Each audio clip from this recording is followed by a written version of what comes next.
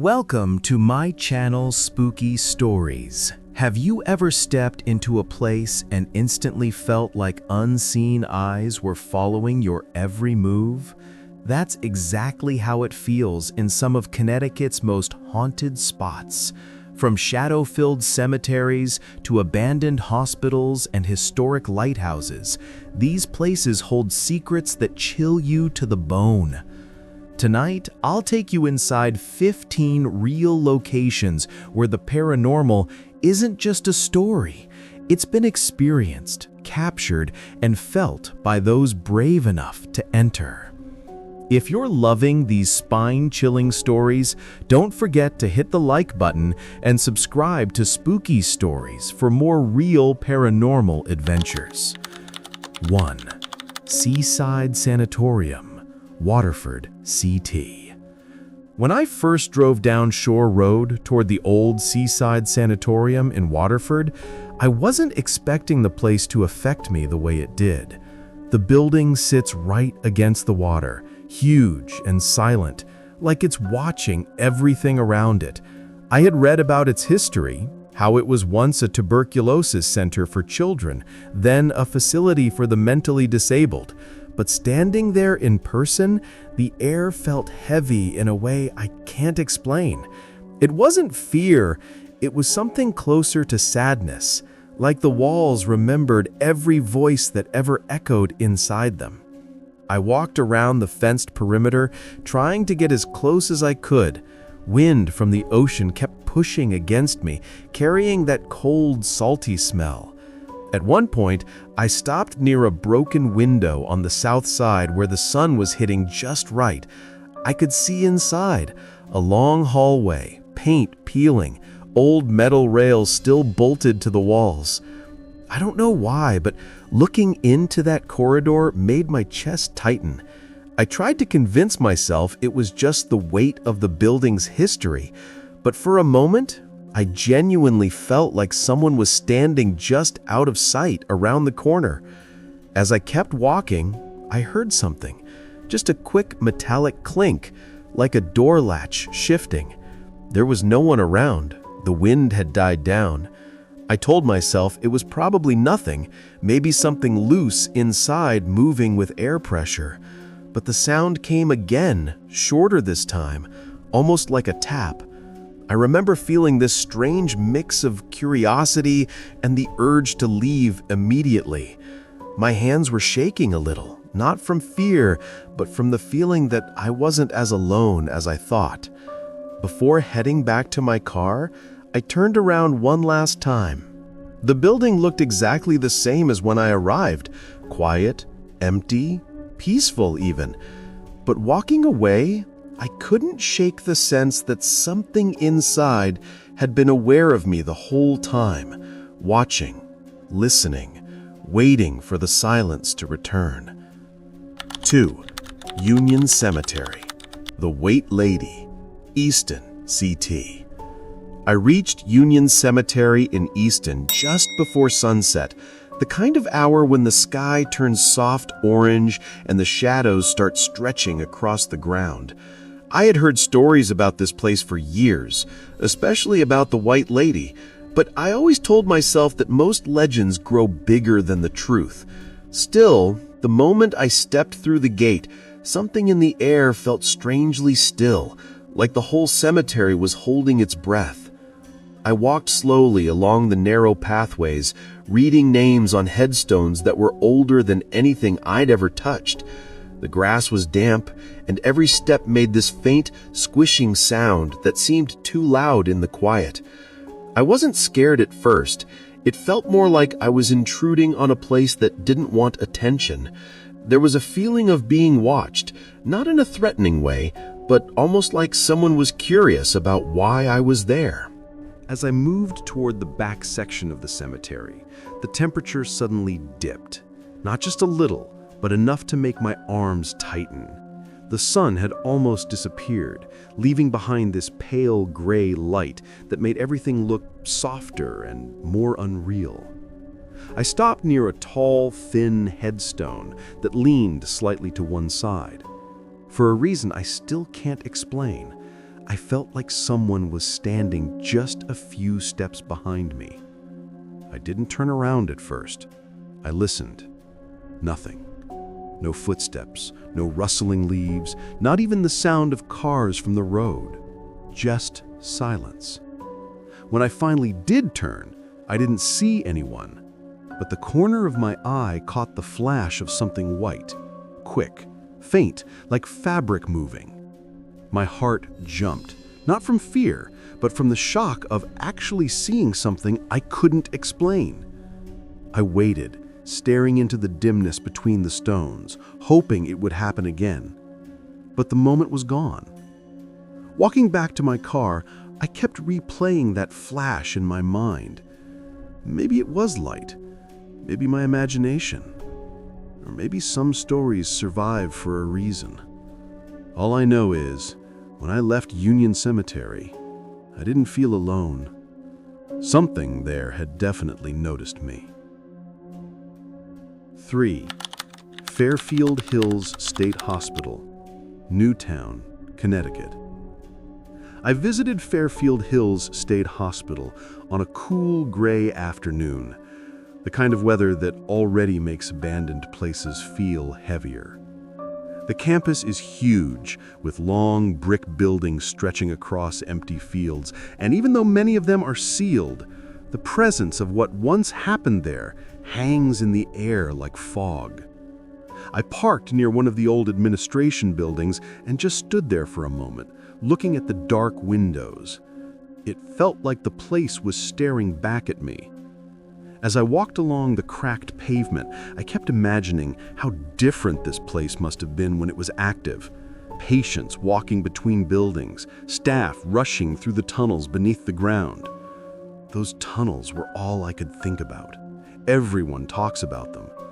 And standing there above them, I swear the ground felt strangely hollow, like something was shifting far below. I moved toward an old doorway covered with chipped green paint. A metal sign beside it had faded letters, but the word "restricted" was still readable. I leaned close to the glass window beside it, trying to see inside, but it was completely dark. Just as I stepped back, I heard a sound from behind the door. Nothing loud, nothing dramatic, just a slow, dragging shuffle.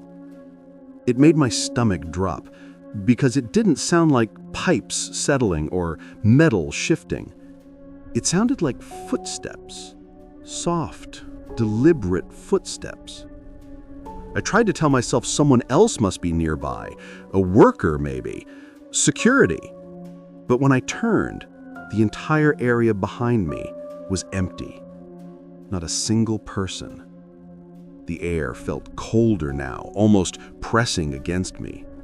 For a moment, I had this strong feeling that someone inside the building was standing still, right on the other side of that door, listening to me breathe.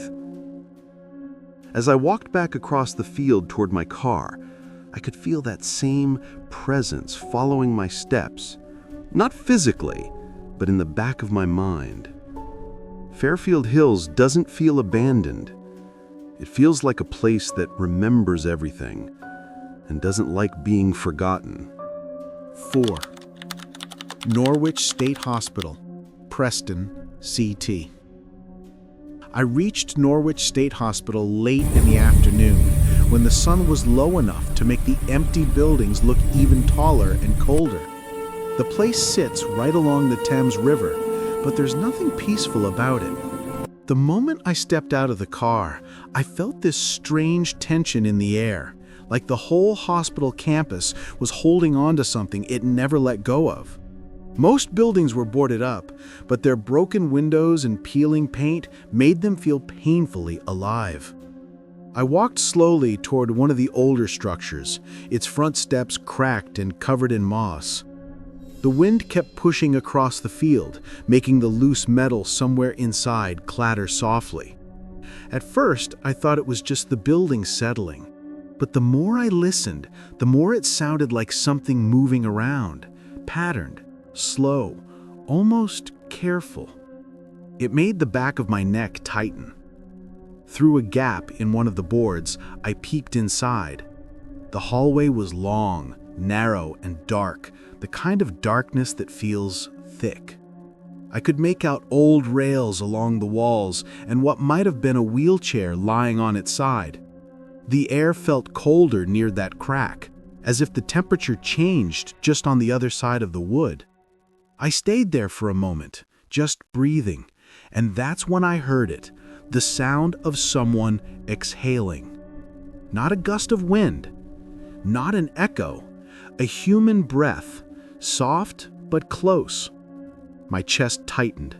I stepped back, telling myself it was probably the wind shifting through the building. But the breath had rhythm, timing, like someone was standing just a few steps inside that hallway. I walked away slowly, trying not to imagine what that place had seen over the years. Patients, treatments, the loneliness that lives in old hospitals long after everyone leaves. When I reached the road again and looked back, the buildings were completely still, silent, empty. But walking away, I couldn't shake the feeling that whatever was inside had been standing right there at the edge of the darkness, watching me through that narrow crack, waiting for me to go. 5. Remington Arms Factory, Bridgeport, CT. I arrived at the Remington Arms Factory in Bridgeport just as the sky was turning a dull gray. The building is massive, with brick walls streaked from years of rain and windows broken in jagged patterns. Even from the street, it felt like the factory was breathing, holding its history tight. I parked a little way off, staring at the main entrance and wondering what it must have been like when the place was alive with workers, machines clanging, and the hum of production. Now it was silent, almost too silent. I stepped closer, carefully avoiding broken glass and rusted metal scraps scattered on the ground. The wind whistled through open windows, creating a hollow sound that made my stomach churn. I couldn't help but imagine the lives of the men and women who had worked here decades ago, some possibly injured, some who might never have left. That thought alone made the air feel heavier. I circled the building, looking for a side entrance, when I noticed a large metal door slightly ajar. My heart started beating faster, a mix of fear and curiosity pushing me forward. Inside, the factory smelled of rust, dust, and something metallic I couldn't name. Sunlight leaked through the broken windows, casting long, uneven shadows across the machinery that still stood in place. As I walked further in, the floor creaked under my feet, echoing like tiny explosions in the empty hall. Then I heard it, a soft metallic clang coming from somewhere deeper in the building. Not once, but twice. I froze, telling myself it was probably a loose pipe or the wind, but the sound repeated, irregular this time, almost like footsteps. I held my breath, scanning the darkness, and for a moment I thought I saw movement near the far corner. My mind screamed at me to leave, but part of me wanted to stay and watch. I didn't stay long. As I exited and turned back to look, the building looked just like it had when I arrived. Silent, imposing, untouched by human presence. But walking back to my car, I couldn't shake the feeling that the factory had watched me, and maybe, for a moment, had remembered all the stories it had held for over a century. 6. New London Ledge Lighthouse, New London, Connecticut. I took the small boat out toward the New London Ledge Lighthouse late in the afternoon, when the waves were restless and the sky was streaked with gray clouds. From the shore, it looks picturesque, almost like a painting, but being on the water made it feel completely different. The lighthouse stands alone, isolated, surrounded by cold, churning water, and as we approached, I couldn't shake the sense that it had been waiting for someone, or something. Stepping onto the small dock, I felt the wind push against me, salty and sharp. The metal steps leading up to the lighthouse creaked under my weight, each one echoing against the walls. I imagined the lighthouse keepers of the past climbing these same steps during storms, their eyes scanning the dark horizon, their hearts racing with the fear of what the sea might throw at them. Inside, the lighthouse smelled faintly of salt, damp metal, and old paint. Sunlight from the small windows barely reached the corners of the spiral staircase. I ran my hand along the cold railing, feeling the texture of years of weather and neglect. For a moment, I thought I heard something, like a whisper. But when I paused, there was nothing. Just the lighthouse breathing, in a way that only an old building surrounded by the sea could. At the top, looking out over the water, I felt completely exposed. The ocean stretched endlessly in every direction, and the lighthouse seemed both a protector and a prisoner of its own isolation. I shivered, not from the wind, but from the strange sense that I was not entirely alone. It's hard to explain, but it felt like the lighthouse itself had a memory, and it knew I was there, even though no one else could have. Walking back down and onto the boat, I glanced at the lighthouse one last time. Its small windows reflected the fading sun, but there was a weight in the way it stood, as if holding on to stories and secrets that would never leave. Even now, thinking about it, I can't stop feeling that same mix of awe and unease. 7. Guntown Cemetery, Naugatuck, Connecticut. I arrived at Guntown Cemetery just as the late afternoon sun was sinking behind the trees. The cemetery is small but old, with gravestones leaning and moss creeping over every surface. I had heard stories of shadowy figures and strange whispers, but seeing it in person made everything feel heavier than I expected. Every step on the gravel paths seemed to echo louder than it should, like the place itself was alive and listening. I wandered past rows of headstones, reading the names and dates. Some were centuries old, worn almost beyond recognition. There was a chill in the air, not just from the fall evening, but from a strange energy I couldn't explain. I paused near a particularly old grave, and for a moment, I thought I saw movement out of the corner of my eye. I spun, but there was nothing, just the trees swaying in the wind. Still, the feeling of being watched didn't leave me. I continued walking slowly, and the air felt thicker with every step. Then I heard it, a faint whisper, barely audible, like someone saying a name I couldn't understand. My heart jumped, and I froze. The sound wasn't the wind, it was deliberate, timed almost perfectly with my movements. I stepped back, convinced it was my imagination, but my mind wouldn't let go of it. I moved toward the gate, glancing back. The cemetery seemed unchanged, quiet and still. Yet as I left, I had this undeniable feeling that something, or someone, had been observing me the entire time. It was a presence I couldn't see, but it was real, and it had followed me until I stepped out of the grounds. Walking back to my car, I kept replaying that whisper, and even now, I can't shake the feeling that Guntown Cemetery remembers everyone who enters and watches them leave. 8. Curtis House Inn, Woodbury, CT. I arrived at the Curtis House Inn late in the evening, just as the sun had dipped behind the trees. The inn is charming from the outside, with its old brick walls and wooden shutters, but there's something about it that immediately feels different. Stepping through the front door, the air was cool and slightly musty, carrying the faint scent of old wood and something I couldn't quite identify. The lobby was quiet, almost too quiet. I wandered through the hallways, running my hand along the banister. Each creak of the wooden floors echoed, making me feel as if the building was speaking in its own language. I had read stories about guests reporting strange cold spots, whispers, and footsteps when no one was around. At first, I tried to dismiss it as imagination, but then I felt a sudden drop in temperature behind me. Turning quickly, I saw nothing, just a long corridor stretching into shadows. My heart started to beat faster. As I explored further, I noticed the old wallpaper peeling in places, and photographs on the walls that seemed to watch me as I passed. It wasn't frightening, not yet. It was more like the inn was aware of my presence, silently observing. I reached the dining room, empty and dimly lit. A chair suddenly shifted slightly, scraping the floor as if someone had just stood up. I froze, looking around, but there was no one. My mind raced. Maybe it was the building settling, or maybe not.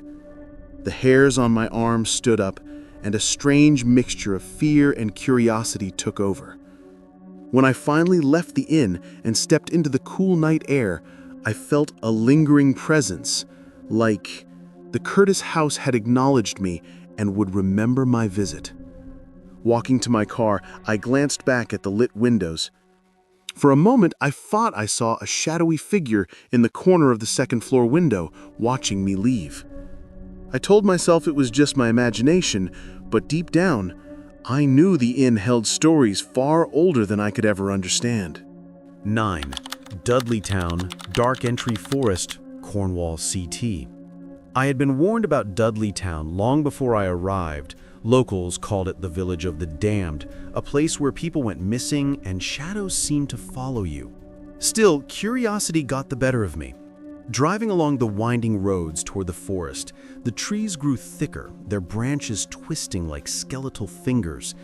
By the time I reached the edge of the Dark Entry Forest, the sun was already dipping behind the hills, casting long, eerie shadows across the ground. I parked and stepped onto the dirt path, the air immediately feeling heavier, almost suffocating. Every sound seemed amplified. The crunch of leaves underfoot, the distant caw of a crow, even the whisper of the wind through the trees. I tried to calm myself, reminding that it was just a forest, abandoned and quiet, but a strange unease settled in my chest. As I walked deeper, the trees closed around me.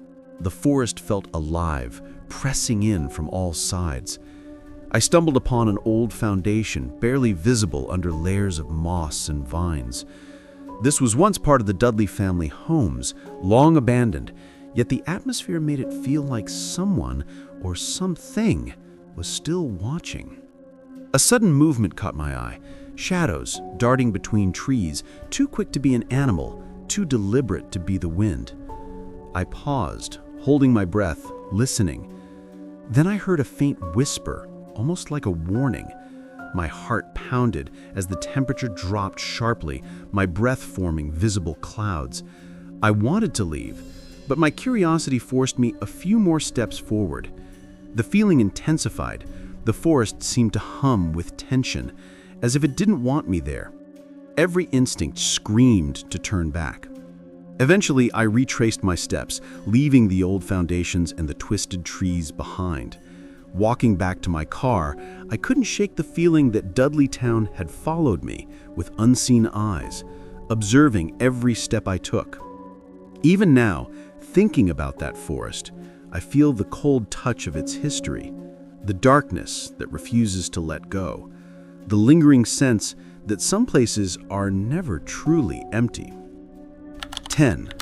Keeney Memorial Cultural Center, Wethersfield, CT.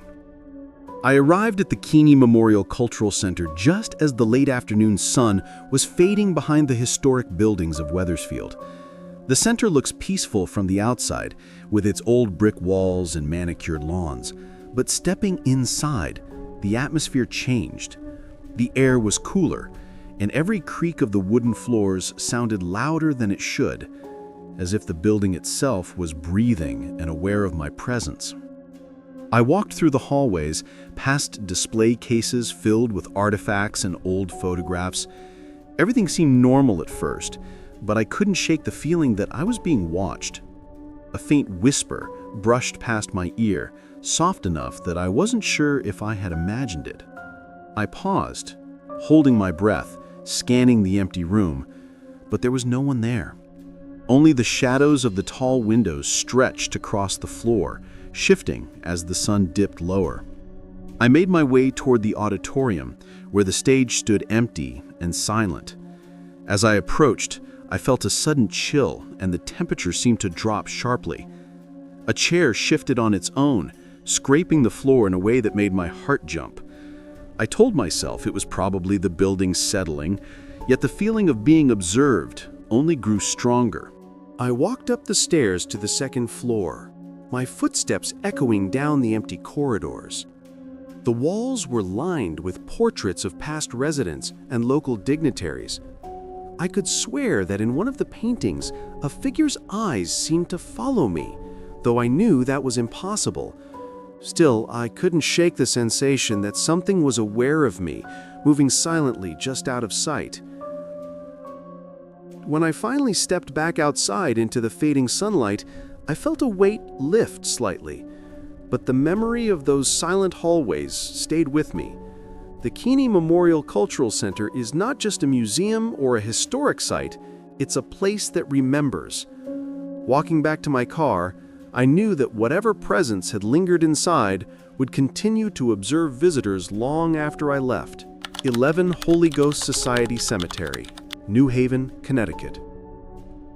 I arrived at the Keeney Memorial Cultural Center just as the late afternoon sun was fading behind the historic buildings of Wethersfield. The center looks peaceful from the outside, with its old brick walls and manicured lawns, but stepping inside, the atmosphere changed. The air was cooler, and every creak of the wooden floors sounded louder than it should, as if the building itself was breathing and aware of my presence. Walking through the hallways, I passed display cases filled with artifacts and old photographs. Everything seemed normal at first, but I couldn't shake the feeling that I was being watched. A faint whisper brushed past my ear, soft enough that I wasn't sure if I had imagined it. I paused, holding my breath, scanning the empty room, but there was no one there. Only the shadows of the tall windows stretched across the floor, shifting as the sun dipped lower. I made my way toward the auditorium, where the stage stood empty and silent. As I approached, I felt a sudden chill, and the temperature seemed to drop sharply. A chair shifted on its own, scraping the floor in a way that made my heart jump. I told myself it was probably the building settling, yet the feeling of being observed only grew stronger.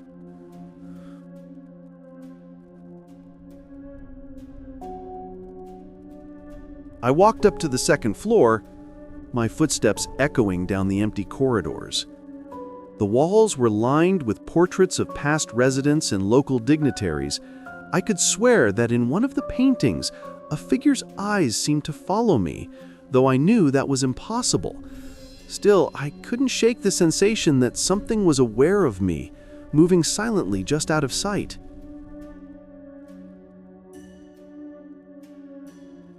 When I finally stepped back outside into the fading sunlight, I felt a weight lift slightly, but the memory of those silent hallways stayed with me. The Keeney Memorial Cultural Center is not just a museum or a historic site, it's a place that remembers.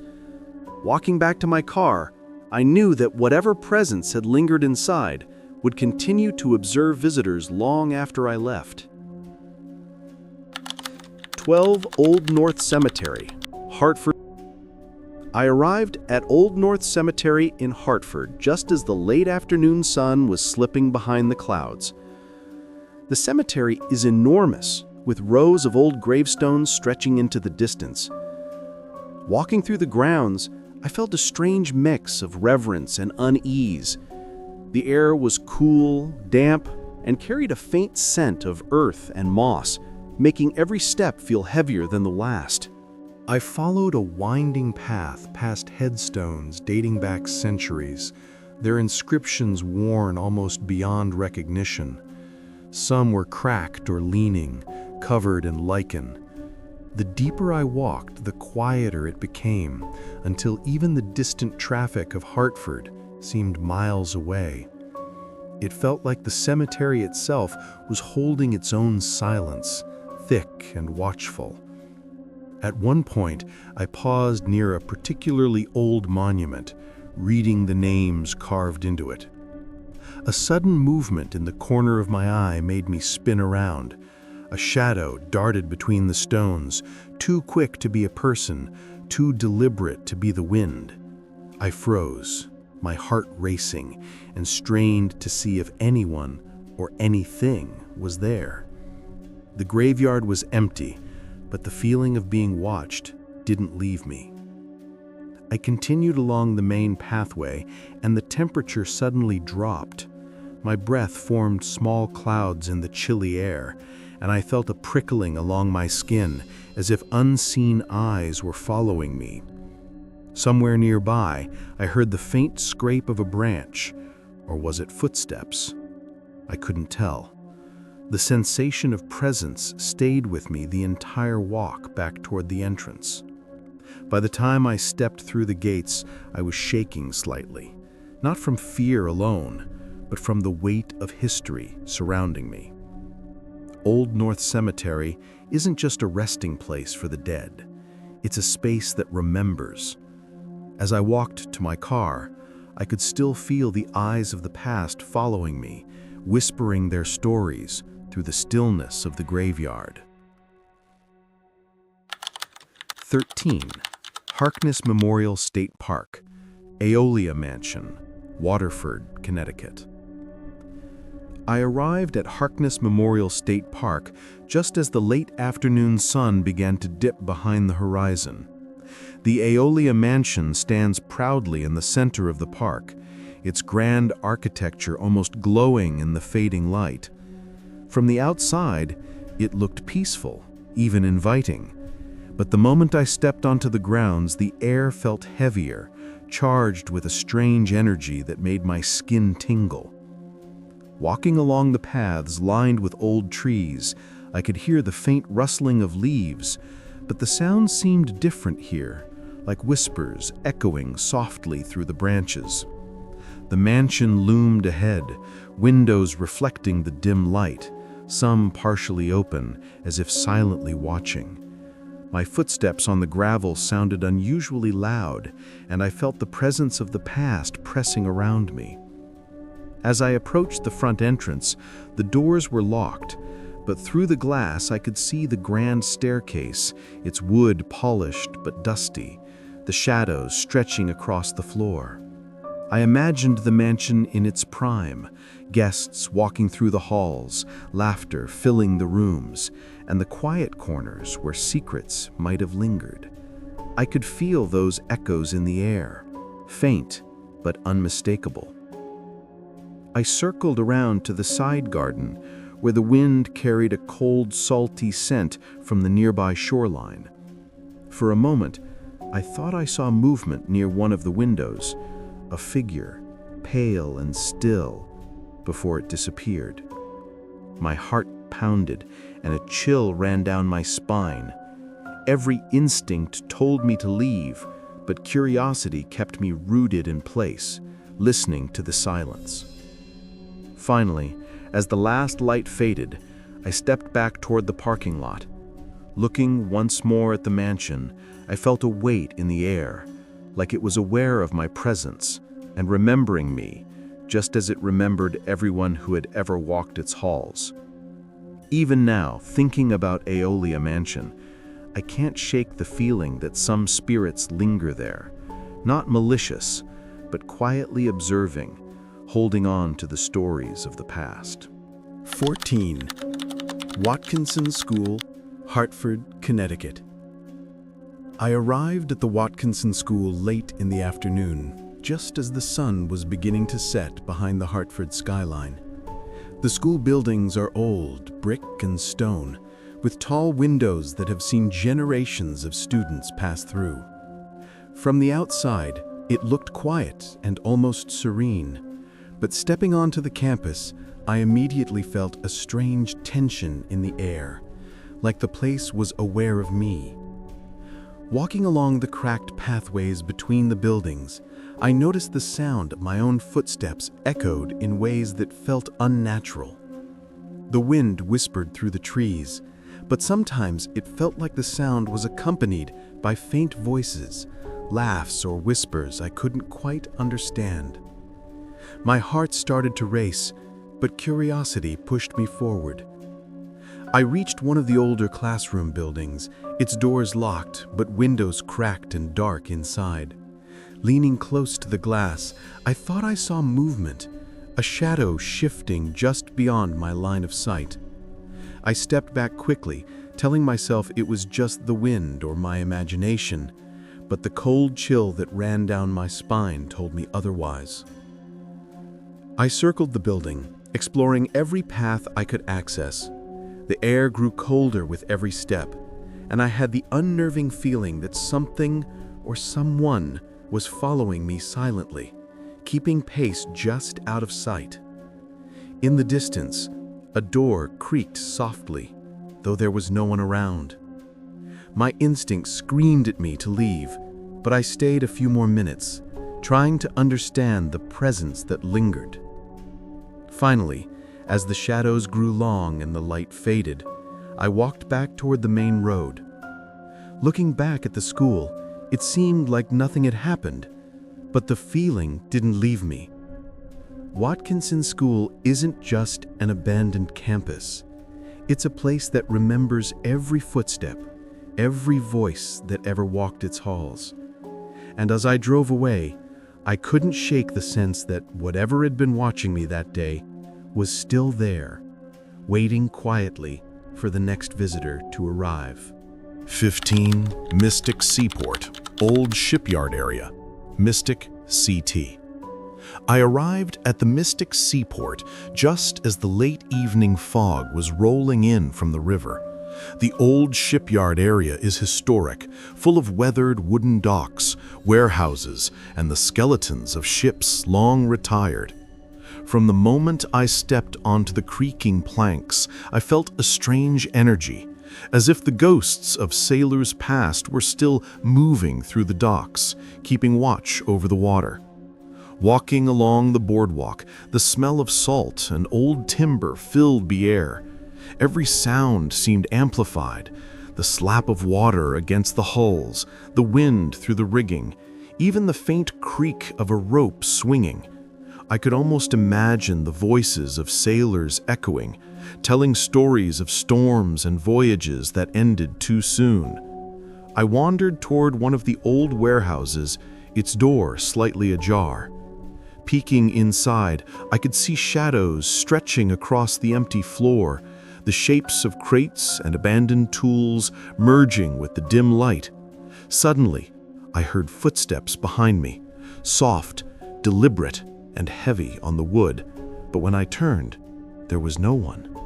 Only the fog curling along the docks and the distant lights of the river reflecting off the water. I continued to explore, and the temperature dropped sharply, a cold bite that made my breath visible. The feeling of being watched intensified, like unseen eyes were tracking my movements. At one point, I thought I saw a figure in the mist, a tall, dark silhouette moving between the ships, but before I could focus, it vanished.